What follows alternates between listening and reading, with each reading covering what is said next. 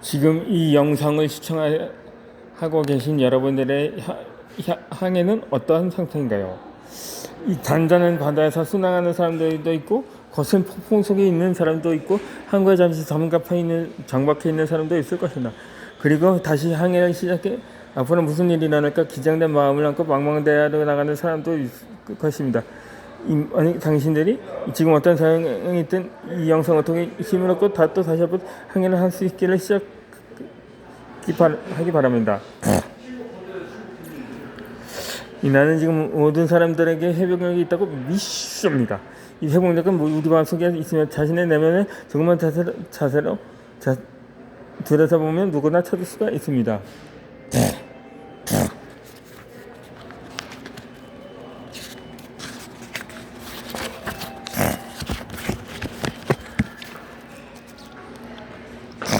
최근에 심리학자인 테마 브라이언트 데이비스 박사가 쓴 글을 읽고 큰 감명을 받았었습니다.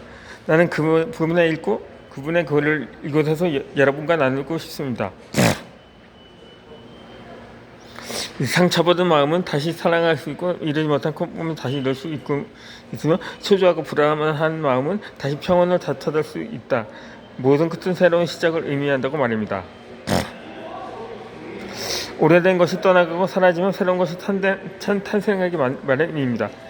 여러분들은 다시 한번 시작할 준비가 되어 있는가요? 이 상처받은 마음을 다시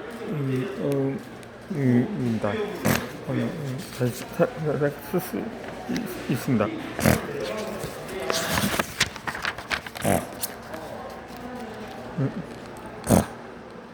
회복력은 언제나 여러분과 함께 하기를 기도합니다. 이 영상을 촬영하게 된 계기는 팬데믹 때문이었습니다. 이 팬데믹 기간에 수많은 사람들이 실패와 좌절과 크면서 혼란에 빠지는 모습을 직접 볼 수 있었고 이 영상을 통해서 회복력을 키워 그들이 역경을 잘 헤쳐나갈 수 있기를 바랍니다. 그런데 제가 유튜브를 시작하면서 정작 가장 많은 영향을 받은 건 바로 나 자신이었습니다. 이 영상을 찍기 위해서 자료를 조사하고 강의를 듣고 주변 사람들을 인터뷰하면서 정말 많은 것을 깨닫고 이는 스스로 변할 수 있는 계기가 되었습니다. 이 영상을 촬영하는 몇 달 동안은 그전에 할 수 없다고 생각했던 여러 가지 일들을 해낼 수가 있었습니다. 나에게 맞지 않는 정체성을 감히 버리고 다른 사람들에게 내 마음을 솔직하게 표현할 수 있는 용기를 갖게 되었으며 실패 도전을 바라보는 시각도 달라졌습니다.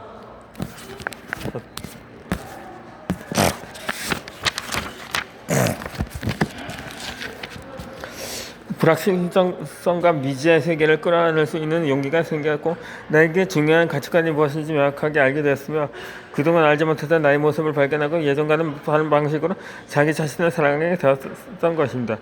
나는 유튜브를 시작하면서 정말 많이 변했는데 스스로 정말 놀랄 정도로 변했음을 느꼈습니다.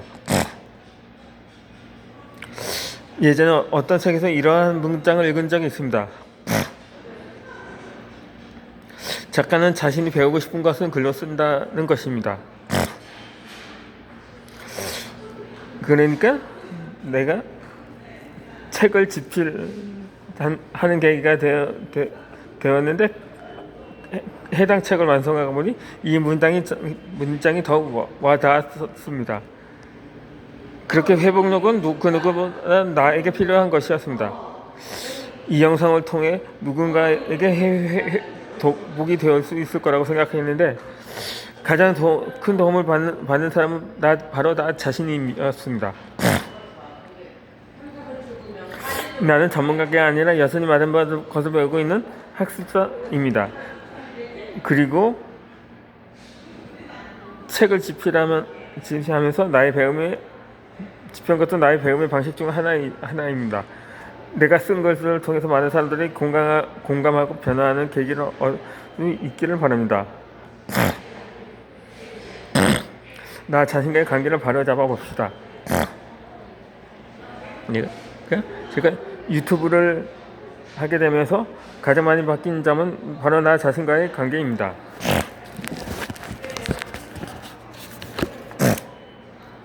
이 팬데믹이 시작되면서 학교에서 내게 맡고 있던 강의가 모두 온라인 수업으로 변경되었습니다.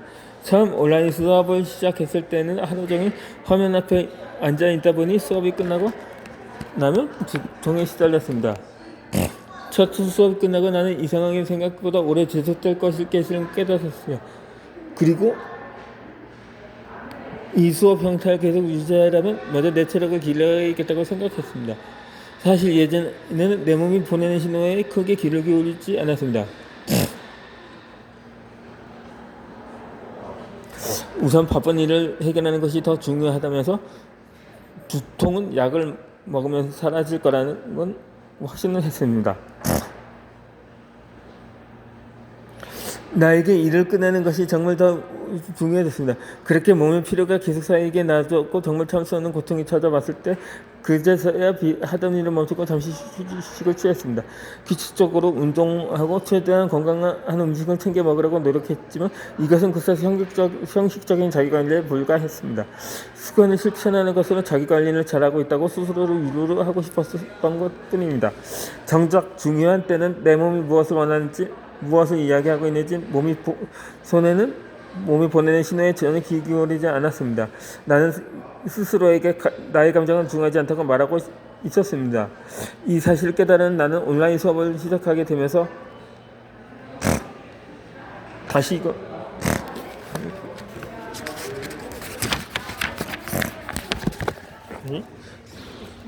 다짐했습니다.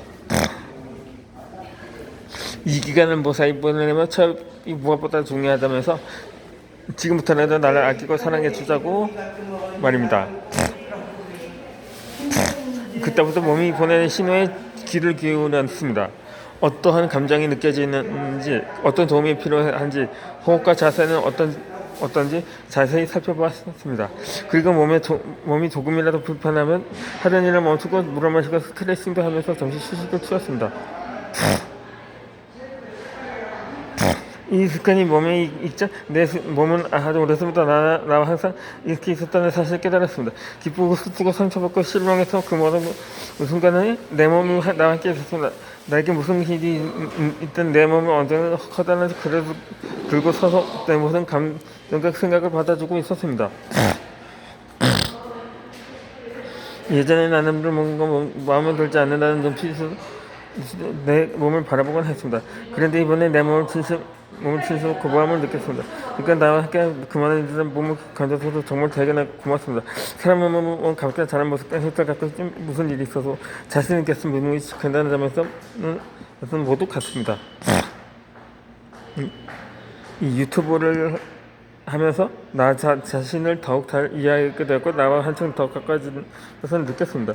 회복력은 무슨 일이 일어나든 나를 단단히 지탱해줄 내 몸이 있고 나와 감정을 받아들일 커다란 내면이 있다는 사실을 이해하는 것이라고 생각합니다.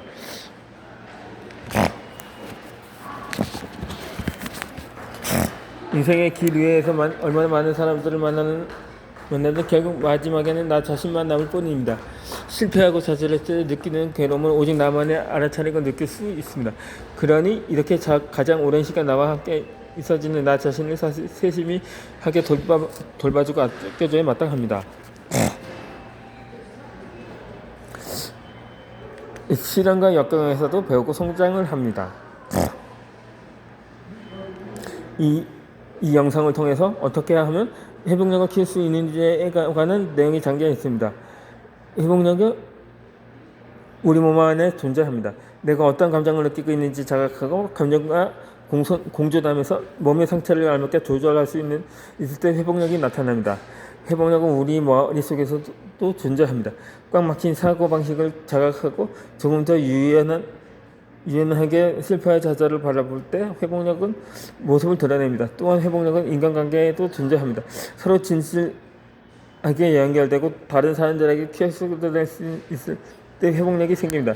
무엇보다도 회복력은 인생에서 마주친 시련과 역경에서 무엇을 무언가를 배우고 앞으로 계속 나아갈 때 쓰게 납니다.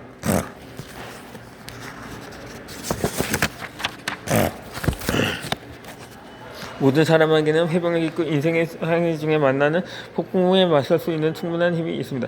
회복력 언제나 우리 안에 있습니다. 자신의 내면 속에 들어가서 내면의 힘과 자원을 찾아내기만 하면 됩니다. 2020년도 팬데믹을 계기로 지구상의 모든 사람들이 어떻게 가깝게 연결되어 있다는 사실을 다시 한번 깨달았습니다. 나는 나이기도 하고 우리는 우리이기도 합니다. 즉 너를 돌보는 것이 곧 나를 돌보는 것이고 지구를 덮는 것이 곧 나를 덮는 것입니다. 나는 개념은 나 자신에게만 존재하는 것이 아니라 내게 연결되어 있는 우리에게도 존재하고 지구에도 존재합니다. 이번 팬데믹 역시 서로 연결되어 있다는 개념에서 강행을 실시해야 성공할 수 있다는 것을 보여주었고, 나 혼자만 괜찮으면 되는 것이 아니라 다른 사람들, 특히 고위험군에 속한 사람들을 함께 도와줘야 나도 보호할 수 있다는 사실을 알려주었습니다. 그러므로 이제부터 이러한 개념을 세상을 살아가는 연습을 해야 합니다. 어떤 결정을 내릴 때 이 결정이 나에게 어떤 영향을 줄 것인지 뿐만 아니라 나의 행위가 다른 사람들에게는 어떠한 영향을 줄 것인데 또 우리 지구와 후손들에게는 어떤 영향을 끼칠 것인지도 생각해야 합니다.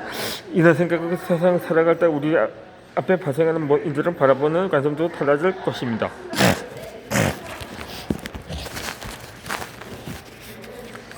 이 마음 감옥에서 탈출하는 방법입니다. 이 영상을 촬영하는 내내 에스더 페델이 말한 두 가지 유형의 사람에 대해 계속 생각했습니다. 첫 번째 유형은 강제 수용소에서 살아남은 이후 죽지 않은 사람으로 살아가는 사람들이고, 두 번째 유형은 다시 돌아온 사람으로 살아가는 사람들입니다. 이번 팬데믹은 세상에 예측할 수 없는 일들이 얼마나 많이 일어나며 인간은 얼마나 취약한 존재인지 보여주었습니다. 하지만 선조들의 회복력이 지금의 우리를 이 세상에 존재하게 했던 우리의 회복력도 다음 세대로 이어서 그들을 지켜줄 것입니다. 과거에 얼마나 큰 시련을 겪었던 회복력이 있었기에 지금 이 순간에 이곳에 있는 것입니다. 이제 어떤 방식으로 살아갈 것인지 결정하기만 됩니다. 죽지 않은 사람으로 살아갈 것인가, 아니면 다시 살아온 사람으로 살아갈 것인가요? 이 최근에 에디트 에마 에거 박사의 선물이라는 책을 읽었습니다.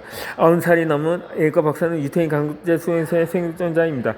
그녀는 16살에 아우슈비츠 수용소에 끌려갔고 부모님과 남자친구가 모두 수용소에서 사망을 했습니다. 에거 박사는 수용소에서 해방된 이후 20년간 누구에게도 수용소에서의 일을 이야기하지 않았습니다.